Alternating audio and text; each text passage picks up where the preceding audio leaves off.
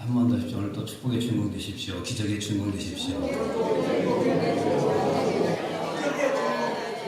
예. 믿음으로 받으면 분명히 그렇게 될 줄 믿습니다. 예. 의심하면 안 됩니다. 예, 오늘 이 시간에는 계속해서 또 성령의 열매 함께 또 살펴보도록 하겠습니다. 오늘 세 번째 시간으로 화평에 대해서 함께 보시겠는데요. 따라서 해보실까요? 화평. 예, 화평은 다른 말로 평화, 평안, 여러 가지 단어로 사용할 수가 있죠. 같은 단어입니다. 그래서 오늘 시간 이제 화평에 대해서 말씀을 전할 때 또 이 말씀이 또 은혜의 말씀, 또 축복의 말씀 될 수 있기를 바라겠습니다. 우리나라 사람들의 보편적인 인사법 과연 뭘까요? 안녕하십니까? 네, 안녕하십니까? 네, 근데 제가 어렸을 때만 해도 이런 인사가 상당히 많았습니다. 예, 진지 잡수셨습니까? 네. 왜 이런 인사를 했을까요? 예, 아마도 그렇죠. 예, 보릿고개를 지나면서 다 배고픈 시절을 그렇게 지나지 않았습니까? 그래서 그 어려운 시대를 지나와서 아마 좀 염려도 되고 걱정도 돼서 그런 인사 한 말이 생기지 않았을까 그렇게 생각합니다. 그런 의미에서 볼 때 우리가 안녕하십니까 라고 하는 이 인사도 따지고 보면 우리 역사가 상당히 어두웠기 때문에 아닌가 그렇게 생각할 수가 있습니다. 그런데 아시겠지만 우리나라와 비슷한 인사말을 가지고 있는 나라가 또 있죠. 어디죠? 이스라엘입니다. 이스라엘은 어떻게, 이스라엘 사람들 어떻게 인사하죠? 예, 샬롬이라고 합니다. 따라서 해보실까요? 샬롬. 예. 샬롬은 어떤 뜻입니까? 예. 그렇죠. 또 누가 또 반가 이럴 줄 알고. 예. 반가 아닙니다. 예. 샬롬은 평안하십니까? 평안입니다. 그런 뜻을 갖고 있습니다. 이것도 우리가 아시는 것처럼 그 이스라엘 역사를 이제 어느 정도 설명해주는 그런 인사말이라고 할 수가 있죠. 아시는 것처럼 이스라엘도 상당히 많은 외세의 침략을 받았습니다. 그래서 그들 마음속에 늘 어떤 열망이 있었냐면 평화의 열망이 있었습니다. 그래서 만나는 사람들에게 자신의 열망을 인사로 표현한 것입니다. 그래서 샬롬 이렇게 인사한 것입니다. 그런데 성경을 읽어보시면 우리 모든 그리스도인들이 함께 추구해야 될 삶이 있다고 우리에게 말합니다. 그것이 바로 평화입니다. 평화 또는 화평 또는 평안, 자 그렇게 말합니다. 그래서 성령의 9가지 열매 가운데 세 번째 열매가 뭐냐면 화평입니다. 자 우리는 지금까지 첫 번째 열매 뭘 배웠습니까? 사랑에 대해서 배웠죠. 두 번째 열매 희락, 기쁨에 대해서 배웠죠. 오늘은 이제 화평에 대해서 배웁니다. 자, 우리 옆 사람 보시면서 또 한번 고민해 주십시오. 집상성님, 우리 화평의 열매를 맺고 살아가십시다. 자, 그런데 이 성경은 우리에게 이 평화, 화평을 어떻게 설명한 줄 아십니까? 자, 이렇게 설명을 합니다. 하나님은 어떤 분이신가 하면 그분은 평화의 하나님이십니다. 그런데 우리가 예수 그리스도를 구주와 주님으로 믿고 그분 앞에 나오면 그 순간 하나님과 우리는 평화가 맺어져요. 그리고 평화가 맺어지는 그 순간 하나님의 그 평화가 우리에게 임하게 됩니다. 그리고 우리는 그 평화를 누리게 돼요. 그런데 이 평화의 축복을 누리기만 하고 끝나서는 결국 안 됩니다. 뭐라고 하냐면 이 평화는 다른 사람들에게 나눠줄 수 있는 열매로 나타나야 된다 그렇게만 써봤습니다. 근데 중요한 것은 이 평화가 내가 가만히 있다고 해서 지켜지는 것은 결국 아니라는 것입니다. 다시 말하면 내가 하나님과 얼마만큼 교제하고 인생을 살아가느냐 거기에 따라서 이 평화는 지켜지기도 하고 이 평화는 또 깨지기도 한다는 것입니다. 자, 그래서 오늘 성경은 우리에게 이렇게 말을 하는데 자 잠깐 보시죠. 7절 말씀 같이 보겠습니다. 자, 뭐라고 하는가?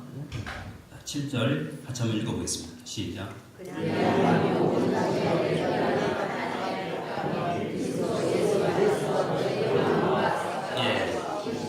자, 주목해 보십시오. 자, 지금 7절 말씀 보면 어떻게 시작되고 있습니까? 그리하면.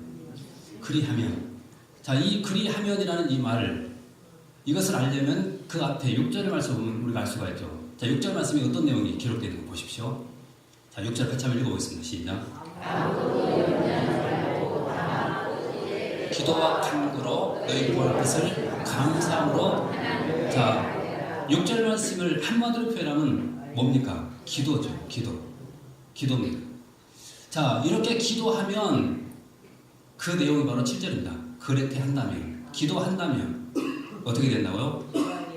하나님의 그 평강이 우리에게 임한다는 것입니다. 다시 한번 7절 말씀 보십시오. 그렇게 하면, 이것은 기도하면 그 말이고, 모든 지각에 뛰어난 하나님의 평강이. 자, 여기서 지각이라는 이 말을 이해라는 단어로 바꿔보십시오. 원래가 이해라는 단어입니다. 이해. 자, 그러면 이렇게 생각할 수 있죠. 기도하면 우리의 모든 이해를 초월해서 하나님의 평강이 우리의 마음과 생각을 지켜주신다. 그렇게 말씀하고 있습니다. 자, 그래서 평강을 얻는 비밀은 어디에 있냐면 기도에 있습니다. 여러분, 기도하면 이 평안은 내가 지킬 수가 있고 누릴 수가 있고, 또 기도하면 우리는 이 평안의 축복을 누려서 복되게 살아가게 되는 것입니다.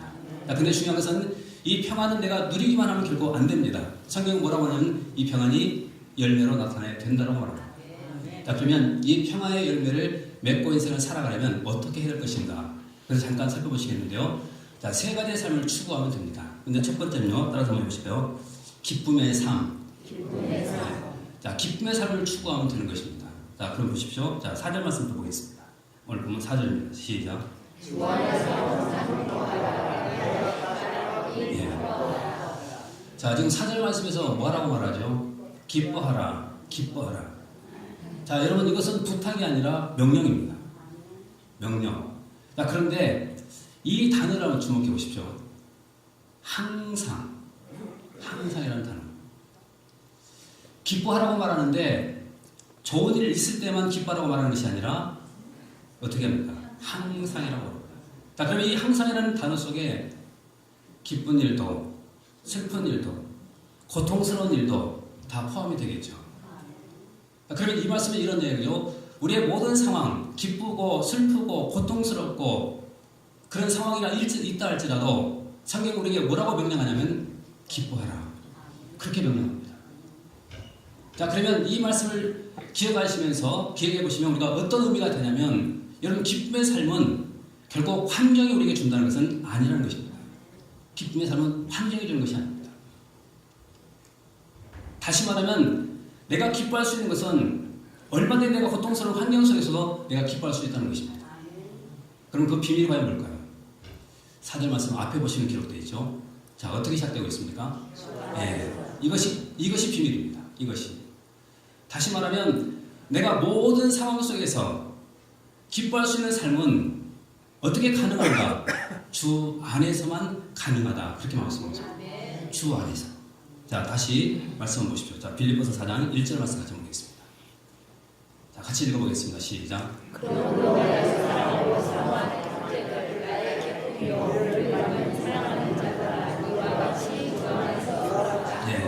자, 빌립보서 4장 1절 말씀에서는 뭐라고 말합니까? 하반절 말씀에 어디에 서 있으라고요? 주 안에서요. 자, 다시 보십시오. 그러므로 나의 사랑하고 사모하는 형제들, 나의 기쁨이요 멸류관인 사랑하는 자들아, 이와 같이 주 안에 살아. 우리가 아시는 것처럼 빌립보서는 주제가 뭐냐면 기쁨입니다. 기쁨. 이것이 빌립보서의 주제입니다. 자, 그런데 중요한 것은 그런 기쁨에 살 수 있는 비밀을 지금 4장 1절 말씀에서 뭐라고 말하냐면 주 안에 서면 된다. 주 안에 서면 된다. 그렇게 말씀하고 있습니다. 그래서 우리는 이 주 안에 서 있으면 우리는 기쁨의 열매를 맺을 수가 있다는 것입니다. 그런데 이 성령의 열매 가운데 세 번째 열매가 바로 희락인데, 화평인데, 이 열매를 강조하기 앞서서 자, 사도 바울이 뭐라고 했는가를 잠깐 주목해 볼 필요가 있습니다. 자, 갈라디아서 5장 16절 말씀 보겠습니다. 네, 같이 한번 읽어보겠습니다. 자, 시작.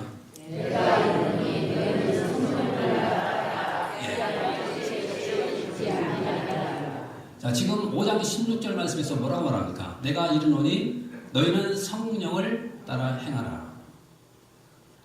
자, 여러분 여기서 성령을 따라 행하라고 말씀하고 있죠. 그러면 성령을 따라 행한다는 말이 과연 뭘까요? 자, 그러면 생각해 보십시오. 성령은 우리에게 누구를 증거합니까? 예수님을 증거하죠. 또 성령은 우리에게 누구를 소개합니까? 예수님을 소개하죠. 성령은 우리에게 누구만 바라보게 합니까? 그렇죠. 우리가 성령을 따르다 보면 우리는 자연스럽게 누구만 바라보게 되냐면 예수님만 바라보게 되고, 우리는 그분만 의지하게 되고, 또 우리는 그분 안에서 인생을 살아가게 된다는 것입니다. 그러면 자연스럽게 맺어지는 열매가 갈라디아서 5장 22절 말씀에 성령의 열매라는 것입니다. 그 열매 가운데 바로 세 번째가 평화입니다. 화평입니다. 이런 이야기가 있습니다. 어떤 화가가 딸을 데리고 그림을 하나 그리기 시작했습니다. 그러면서 뭐라고 하냐면 오늘 그림의 주제는 평화다 그랬습니다. 근데 가장 먼저 바다를 그리기 시작을 하는데, 어떤 바다를 그리기 시작하냐면 파도가, 성난 파도가 막 일렁이는 그런 그림을 시작합니다. 그림을 그리기 시작합니다. 그 모습을 보면서 딸이 물어봐요. 아빠, 이것은 평화가 아니잖아요. 그때 아빠가 또 이렇게 말합니다. 잠시만 기다려봐. 이제는 배를 그렸습니다. 그런데 이 배가 그 파도 때문에 금방이라도 넘어갈 것 같은 그런 위태로운 모습으로 서 있었습니다. 그 모습을 보면서 또 물어봅니다. 아빠, 이것도 평화가 아니잖아요. 잠시만 기다려봐. 이제는 배 안에 있는 사람들을 그리기 시작합니다. 근데 배 안에 있는 사람들의 모습이 모두가 다 평화로운 그런 모습이었습니다. 딸이 궁금해서 물어봤습니다. 아빠, 파도가 이렇게 치고 배가 곧 쓰러질 것 같은데 왜 배 안에 있는 사람은 이렇게 평안합니까? 물었더니 아빠가 또 이렇게 얘기를 해요. 잠시만 기다려봐. 그리고 이제는 선장실을 그리기 시작합니다. 그리고 선장이 배의 키를 잡고 있는 그 모습을 그리기 시작합니다. 그 모습을 보면서 딸이 이렇게 소리칩니다. 아, 알았다. 이 배의 사람들이 이렇게 평안할 수 있었던 것은 예수님이 키를 잡고 있기 때문에 그렇죠. 우리의 삶이 바로 그렇다는 것입니다. 내가 지금 힘들고 어렵다 할지라도 우리의 삶의 인생의 그 키를 주님이 쥐고 있고 그분이 우리를 인도해 가신다고 한다면 우리는 얼마든지 그분 안에서 기뻐할 수 있고 또 평안을 유지하면서 인생을 살 수가 있다는 것입니다. 비밀은 어디에 있냐면 주 안에 있다는 것입니다. 옆 사람으로서 고민해 주십시오. 집사님, 우리 주 안에 섭시다. 그 다음에 두 번째입니다. 두 번째는요, 따라서 보실게요. 관용의 삶. 네, 관용의 삶입니다. 우리의 평안을 깨는 원인 가운데 하나가 뭐냐면 인간관계의 갈등이죠. 자, 한번 부부가 싸워보십시오. 평안 깨집니다. 또 이웃집 사람과 한번 또 다퉈보십시오. 평안이 다 사라져버립니다. 그래서 이 평안을 깨는 가장 무서운 적이 뭐냐면 인간관계의 갈등입니다. 갈등. 자, 그래서 성경은 우리에게 뭐라고 말하냐면 그런 인간관계의 갈등이 있다 할지라도 우리는 어떤 열매를 맺어야 되냐면 평안의 열매를 맺어야 된다. 그렇게 말씀하고 있습니다. 여러분, 이 열매는 언제 나타나야 되는 줄 아십니까? 지금 성령의 열매를 우리가 쭉 공부하고 있는데 이 열매는 항상 좋을 때만 열리는 것이 있고 아니라는 사실을 우리가 주목할 필요가 있습니다. 여러분, 내가 마땅히 사랑해야 될 사람에게 사랑의 열매를 맺는다는 거 의미 없습니다. 내가 이 사랑의 열매를 맺는 것이 의미가 있으려면 누구에게 그 사랑을 베풀어야 될까요? 원수에게. 그래야만 이 사랑의 열매가 진짜 열매입니다. 또 희락의 열매도 보십시오. 여러분, 어떤 상황 속에서 우리가 희락의 열매를 맺어야 될까요? 기쁜 일이 있을 때, 내가 성공하고 내가 출세했을 때 그때만 우리가 기뻐하고 열매를 맺어야 될까요? 그런 열매는 의미가 없습니다. 왜냐하면 누구나 다 할 수가 있기 때문에 그렇습니다. 그럼 언제인가 하면 내가 실패했을 때, 내가 고통스러웠을 때, 바로 그 순간에 내가 기뻐하고 산다고 한다면 우리는 희락의 열매를 맺는 것입니다. 화평의 열매도 마찬가지입니다. 여러분, 내가 이웃과 지금 다투고 있습니다. 아침에 부부간에 서로 싸우고 나왔습니다. 그럼에도 불구하고 우리는 내 마음속에 평안의 열매를 맺어야 된다는 것입니다. 이 진리를 가르치기 위해서 사도 바울이 빌립보 교회 편지를 쓰죠. 여러분 빌립보 교회 우리가 잘 아시는 것은 문제가 있었죠. 어떤 문제가 있었냐면 갈등이 있었습니다. 갈등. 자, 그러면 보십시오. 자, 빌립보서 자, 오늘 본문 자 2절 말씀부터 한번 보실까요? 4장 2절 말씀부터 한번 보십시다. 시작.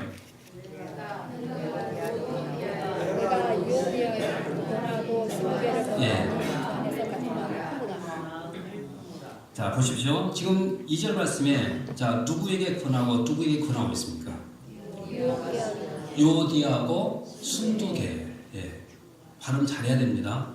예. 순두부라고 할 수가 있습니다. 자, 지금 유오디아하고 순두계가 지금 서로 갈등이 있습니다. 교회 안에서 갈등이 있어요. 그래서 지금 화평이 깨져버리고 만 것입니다. 사도 바울은 그 소식을 듣고 지금 이 문제를 해결하기 위해서 편지를 쓰고 있는데 그 편지가 빌립보서입니다. 자, 그런데 그 갈등을 해결하기 위해서 내리는 처방 첫 번째가 뭐냐면 자, 지금 2절 말씀에 하나 기록되어 있죠. 다시 한번 보십시오. 내가 유오디아를 권하고 순두계를 권하노니 주 안에서 뭐라고 그러죠? 예, 이것이 첫 번째 해결책입니다. 첫 번째. 여러분 같은 마음을 품는다고 한다면 문제 해결 안 될 수가 없죠. 자, 그런데 여기서 말하는 같은 마음은 누구의 마음일까요? 예, 그리스도 예수의 마음입니다. 자, 그러면 생각해 보십시오. 똑같이 어떤 갈등이 있을 때 둘 다 예수님의 마음을 품고 있다고 한다면 여러분 갈등이 생길 수가 있을까요? 없을까요? 없습니다. 그래서 해결할 수 있는 방법 하나는 내가 같은 마음을 품는 것입니다. 그 마음은 예수님의 마음입니다. 자, 그러면 생각해 보십시오. 여러분 부부지간에 함께 뭐 싸우다 보면 서로 말도 하기 싫고 또 하루 종일 평화도 깨지고 그러지 않습니까? 자, 그러면 그 순간 남편도 아내도 예수님의 마음을 품어보십시오. 자, 그럼 어떻게 될까요? 화해할 수밖에 없죠. 그 문제 해결될 수밖에 없다는 것입니다. 그래서 이 모든 갈등을 치유할 수 있는 해결책 하나는 같은 마음을 품는 것입니다. 그 마음은 예수님의 마음입니다. 그 다음에 두 번째가 뭐냐면 오늘 5절에서도 한번 찾아보십시오. 5절입니다. 예, 같이 한번 읽어보겠습니다. 시작. 너희 관용을 모든 사람에게 알게 예, 하라. 어떤 사례가 나왔습니까? 관용을 베풀라 그렇게 말해요. 관용을 베풀라. 자, 이 갈등을 해결할 수 있는 처방 두 가지가 나오는데 하나는 같은 마음을 품는 것입니다. 두 번째는 관용을 베푸는 것입니다. 관용을 베푸는 것. 여러분 관용이라는 말이 무슨 뜻인지 아십니까? 한마디로 말하면 이런 표현입니다. 너그럽게 받아들여라. 너그럽게 받아들이라. 이것이 관용입니다. 그런데 왜 이런 관용을 베풀어야 되는가 하면 다시 5절 말씀 주목해 보십시오. 뭐 때문인가? 자, 다시 보십시오. 너희 관용을 모든 사람에게 알게 하라. 그 다음부터 보십시오. 주께서 가까우시니라. 여러분 주께서 가깝다는 이 말이 무슨 말입니까? 재림이 가깝다는 말입니다. 재림. 그러면 재림이 가깝게 왔기 때문에 우리는 서로 관용을 베풀면서 모든 인간관계의 이런 갈등을 다 해결하고 인생을 살아가는 것입니다. 자, 그러면 왜 이런 표현을 썼을까요? 자, 그럼 이런 상황을 한번 생각해 보십시오. 예수님께서 재림하실 때 우리가 다 주님을 만나게 되겠죠? 그러면 주님을 만났을 때 여러분 가장 먼저 어떤 반응을 보이실까요? 할렐루야, 주님 반갑습니다. 만나서 반갑습니다. 이러시겠습니까? 아니면 그분 앞에 엎드려서 주님 참 죄송합니다. 저를 좀 불쌍히 여겨 주십시오. 이렇게 주님 앞에 부탁하겠습니까? 아마 대부분이 두 번째일 겁니다. 누가 감히 주님 앞에 섰을 때 주님 반갑습니다 하고 손들면서 할렐루야 이렇게 말하겠습니까? 그런 사람 없습니다. 왜냐하면 우리는 그분 앞에 고개 들고 설만한 그런 자격을 가지지 못했기 때문에 그렇습니다. 다만 엎드려서 주님 앞에 우리는 이것을 구할 것입니다. 주님 저를 좀 불쌍히 여겨 주십시오. 내가 노력해봤지만 그렇게 살지 못했습니다. 저를 불쌍히 여겨 주십시오. 이거 그렇게 우리가 말할 때 주님 뭐라고 말씀하시겠습니까? 아마 이렇게 반문하실 겁니다. 그러면 너는 세상에 살 때 사람들에게 얼마나 많은 관용을 베풀었니? 물어보지 않겠습니까? 왜 그런가 하면 주님께서 우리에게 가르쳐주신 그 기도문을 보면 우리가 알 수가 있습니다. 그럼 주님 우리에게 어떤 기도를 가르쳤습니까? 우리가 우리에게 죄 지은 자를 사하여 준 것 같이 우리 죄를 사해 주십시오. 우리가 그렇게 기도를 하고 있다는 것입니다. 여러분 바로 이런 기도를 우리가 실천하지 못하고 있다고 한다면 어떻게 주님 앞에 나에게 관용을 베풀어 주십시오. 이런 우리가 부탁을 드릴 수가 있겠습니까? 주님 외면하십니다. 그래서 우리는 같은 마음을 품고 관용을 베풀면서 인생을 살아갈 때 우리는 주님 앞에 서서도 주님 나를 불쌍히 여기십시오. 이렇게 부탁할 때 주님 우리의 그 부탁을 들으시고 관용을 베풀어 주시고 용서해 주시는 것입니다. 이게 두 번째입니다. 관용을 베풀라는 것. 그 다음에 또 세 번째입니다. 세 번째 따라서 한번 해주실까요? 기도와 간구의 삶. 자, 오늘 보면 6절 말씀 같이 한번 보시겠습니다. 6절 같이 읽어보겠습니다. 시작. 아무것도 원하지 말고 다만 모든 일에 기도와 간구로 너희 구할 것을 감사함으로 하나님께 자, 화평을 깨는 원인 가운데 하나가 뭐냐면 자, 인간관계의 갈등이었죠. 근데 또 하나가 있다면 바로 염려, 근심, 걱정입니다. 이것이 내 마음의 화평을 깹니다. 염려, 근심, 걱정. 근데 염려라는 말이 무슨 뜻인가 하면 마음이 나누어진다, 마음이 찢어진다, 그런 뜻을 갖고 있습니다. 근데 이것이 심각해지면 어떤 결과를 가져오냐면 정신병을 가져옵니다. 염려가 그렇게 무서운 것입니다. 그러면 어떻게 하면 이 염려를 우리가 해결할 수가 있을까 하는 것인데, 자, 해결책을 한번 보십시오. 자, 6절 말씀 다시 한번 보십시오. 다시 보십시오. 자, 아무것도 염려하지 말고 그랬죠. 자, 염려를 해결할 수 있는 방법 첫 번째가 뭐냐면 염려하지 마십시오. 이것이 첫 번째입니다. 염려를 중단하는 것. 자, 그러면 나에게 염려거리가 생겼습니다. 가장 먼저 내가 해야 될 일이 뭘까요? 염려 중단하는 것이죠.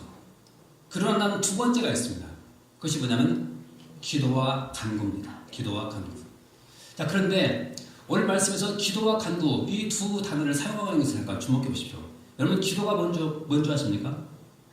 네, 기도. 여러분 기도는 뭐냐면 내가 하나님 아버지를 부르는 순간 이것은 기도입니다. 그러면 간구는 과연 뭘까요? 간구는 나의 문제를 하나님 앞에 간절하게 말씀드리는 것, 이것이 간구라는 것입니다.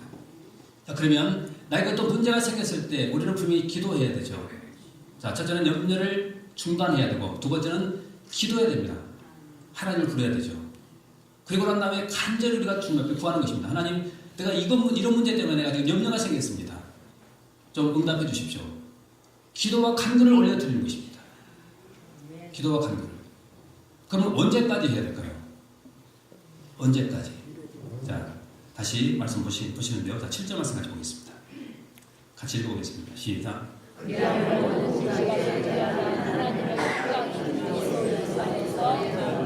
예. 자, 지금 7절 말씀 보십시오. 자, 그리하면 모든 지각에 뛰어난 하나님의 평강이 그리스도 예수 안에서 너희 마음과 생각을 지켜주신다. 자, 다시 말하면 염려거리가 생겼을 때 내가 염려를 중단하고 하나님 앞에 그 염려거리를 가지고 기도하고 간구를 올려드렸을 때 그 순간 놀라운 일이 벌어지죠. 어떤 놀라운 일이 벌어지냐면 하나님의 평강이 그리스도 예수 안에서 마음과 생각을 지켜준다는 것입니다. 자, 그러면 이런 힘든 그런 상황 속에서도 우리는 얼마든지 이 평화의 열매를 맺고 살 수가 있다는 것입니다. 자, 그러면 우리는 언제까지 기도해야 될까요? 언제까지? 여러분, 여기서 우리는 분명히 자, 기도의 응답에 대한 그 비밀을 깨달을 수가 있습니다. 자, 우리가 기도했을 때 하나님께서 분명히 이렇게 말씀하죠. 그리하면 모든 지각에 뛰어난 하나님의 평강이 그리스도 예수 안에서 너희 마음과 생각을 그냥 지켜주겠다. 자, 우리가 기대하는 대답은 솔직히 아니에요. 여러분, 우리가 기대하는 대답은 뭡니까? 염려 문제를 해결해 주는 것이 우리가 기대하는 대답이죠. 그런데 성경 뭐라고 하냐면 그 염려 문제를 하나님이 해결해 주신다 그렇게 약속하지 않고 뭐라고 말하냐면 평강으로 내 마음과 생각을 지켜주겠다 그렇게 약속하고 있습니다. 여러분, 이것이 바로 응답이라는 것입니다. 자, 그러면 염려거리가 있을 때 우리는 언제까지 기도를 해야 될까요? 예, 평안이 올 때까지. 평안이 올 때까지. 여러분, 그때까지 기도하는 것입니다. 우리 옆 사람 보시면 보내주죠. 집사님, 평안이 올 때까지 기도합시다. 네. 자, 그러면 하나님께서 분명히 말씀하고 있잖아요. 염려거리가 있으면 염려하지 말고 기도와 간구를 하나님 앞에 드린다고 한다면 계속해서 우리가 주님 앞에 간절히 기도한다면 그 기도 가운데 어떤 놀라운 일이 일어나냐면 하나님의 평강이 내 마음과 생각을 지켜줍니다. 기도하는 순간 내 마음의 평안이 이루어집니다. 여러분 바로 이것이 응답의 징조라는 것입니다. 그래서 우리는 언제까지 기도해야 되냐면 바로 평안이 올 때까지 계속 기도하는 것입니다. 그러면 되는 거예요. 이제부터 기도할 때 여러분 꼭 그렇게 기도하십시오. 평안이 올 때까지. 평안이 올 때까지. 이것이 기도의 비밀입니다. 자, 그럼 왜 우리가 평안이 올 때까지 이렇게 기도를 해야 될까요? 그 비밀은 자, 이사야 53장 5절에 기록되어 있는데 한번 보겠습니다. 이사야 53장 5절입니다. 이사야 53장 5절. 이사야 53장 5절. 자, 그가 찔림은 우리의 허물 때문이요 그가 상함은 우리의 죄악 때문이라. 그가 징계를 받음으로 우리가 다 평안을 누리고. 자, 말씀 보십시오. 그가 찔림은 우리의 허물 때문이요 그가 상함은 우리의 죄악 때문이라. 그가 징계를 받음으로 우리가 뭘? 평안을 누립니다. 여러분 왜 우리가 주님 앞에 어떤 염려가 있을 때마다 기도해야 될까요? 그분이 우리에게 평안을 주시기 때문입니다. 그래서 여러분 어떤 염려거리가 있을 때마다 내 평안을 깨는 그런 문제가 있을 때마다 우리는 그 문제를 가지고 주님의 십자가 앞에 나오는 것입니다. 그리고 그분께 모든 문제를 다 맡기고 내가 주님 앞에 엎드려 간절히 기도할 때 어떤 일이 벌어냐면 주님의 그 평화가 우리에게 임하게 되는 것이고 힘들고 어려운 그 상황 속에서도 우리는 이 열매를 맺어서 하나님께 영광 돌릴 수가 있게 되는 것입니다. 여러분 바로 이 평안의 열매 우리가 반드시 맺어야 될 열매입니다. 이 열매로 주께 영광 돌리고 또 쓰임한 삶을 살게 되시길 주님 축원합니다.